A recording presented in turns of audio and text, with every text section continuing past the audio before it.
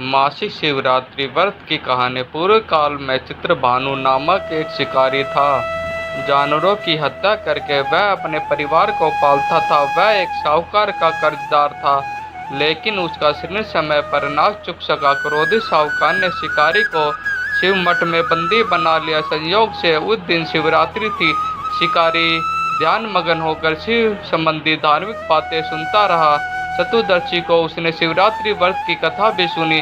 शाम होते ही साहूकार ने उसे अपने पास बुलाया और ऋण चुकाने के विषय में बात की। शिकारी अगले दिन सारा ऋण लौटा देने का वचन देकर बंधन से छूट गया।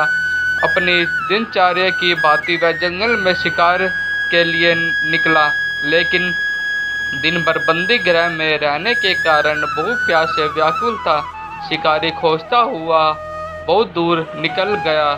जब अंधकार हो गया तो उसने विचार किया कि रात जंगल में ही बितानी पड़ेगी। वह वन एक तालाब के किनारे एक बेल के पेड़ पर चढ़कर रात बिताने का इंतजार करने लगा। बिल वृक्ष के नीचे शिवलिंग था, जो बिल पत्रों से ढका हुआ था। शिकारी को उसका पता न चला। पड़ाव बनाते समय उसने जो टहनियाँ तोड़ी वह संयोग से शिवलिंग पर गिरती चली गई। इस प्रकार दिन भर भूखे प्यासे शिकारी का व्रत भी हो गया और शिवलिंग पर बिलपत्र भी चढ़ गए।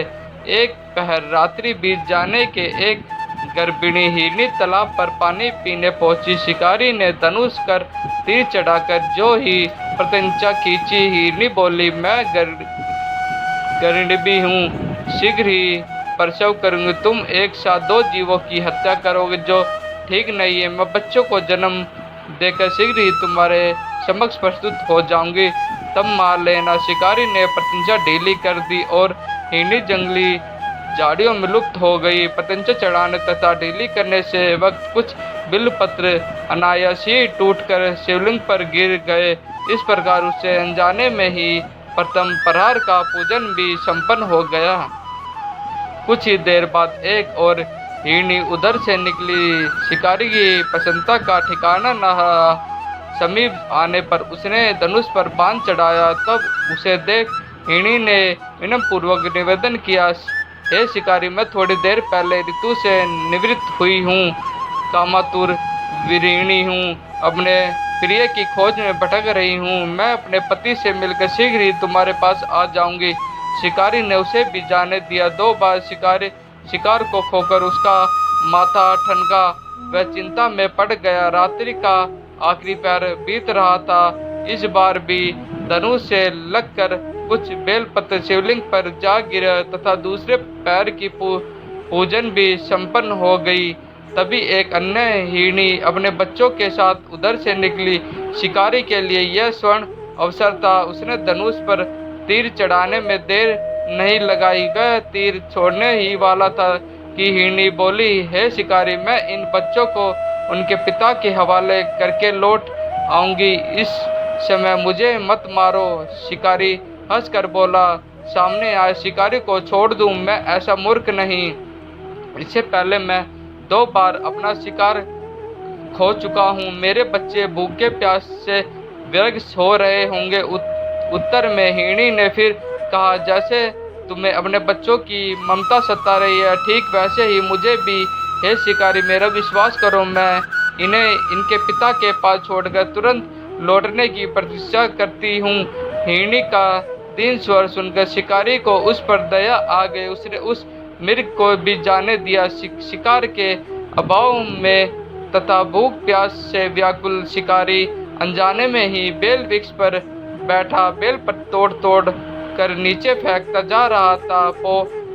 फटने को हुई तो एक हिष्ट पुष्ट मृग उस रास्ते पर आया। शिकारी ने सोचा लिया कि इसका शिकार वह अवश्य करेगा।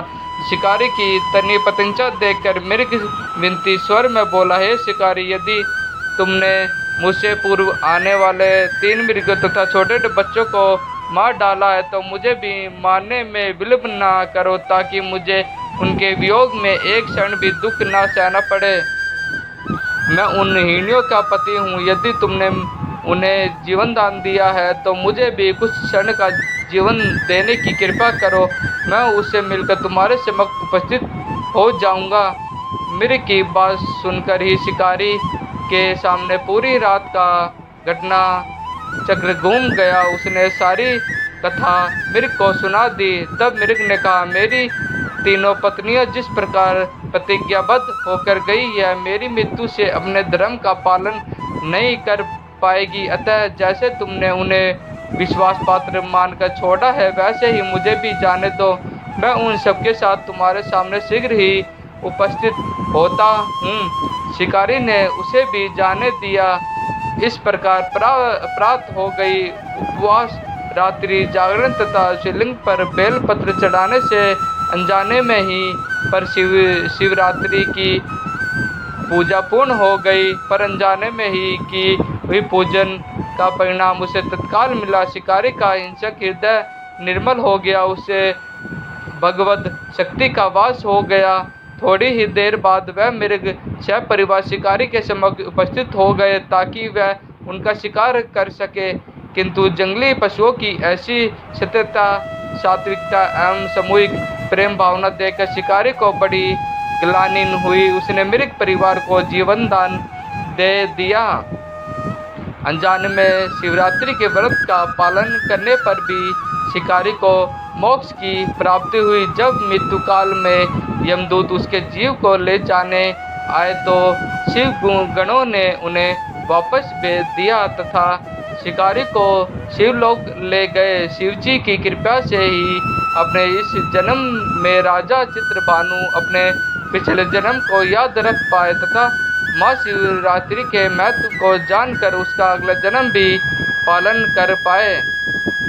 पावन शिव कथा का संदेश। शिकारी की कथा अनुसार महादेव तो अनजाने में किए गए व्रत का भी फल दे देते हैं। यह वास्तव में महादेव शिकारी की दया भाव से प्रसन्न हुए। अपने परिवार के कष्ट का ध्यान होते हुए भी शिकारी ने मृग परिवार को जाने दिया। यह करुणा ही वस्तु उस शिकारी को उस पंडित एवं पुजारियों से उत्कृष्ट बना देती है, जो कि सिर्फ रात्रि जागरण, उपवास एवं दूध, दही एवं बेलपत्र आदि द्वारा शिव को प्रसन्न कर लेना चाहते हैं। इस कथा में सबसे महत्वपूर्ण बात यह है कि इस कथा में अनजाने में हुए पूजन पर विशेष बल दिया गया है। इसका अर्थ यह नहीं है कि शिव किसी भी प्रकार से किए गए पूजन को स्वीकार कर लेते हैं अथवा भोलेनाथ जाने या अनजाने में हुए पूजन में भेदभाव नहीं कर सकते हैं। वास्तव में यह शिकारी शिव पूजन नहीं कर रहा था। इसका अर्थ यह भी हुआ कि वह किसी तरह के किसी फल की कामना भी नहीं कर रहा था। उसने मृग परिवार को समय एवं जीवन दान दिया, जो कि शिव पूजन के समान है। शिव का अर्थ ही कल्याण होता है। उन निरीह प्राणियों का कल्याण करने के कारण ही वह शिव तत्व को जान पाया तथा उसके शिव ने साक्षात हुआ। परोपकार करने के लिए शिवरात्रि का दिवस होना भी अवश्य नहीं है। पुराण में 4 प्रकार के शिवरात्रि पूजन का वर्णन है। मासिक शिवरात्रि, प्रथमादि शिवरात्रि तथा महाशिवरात्रि।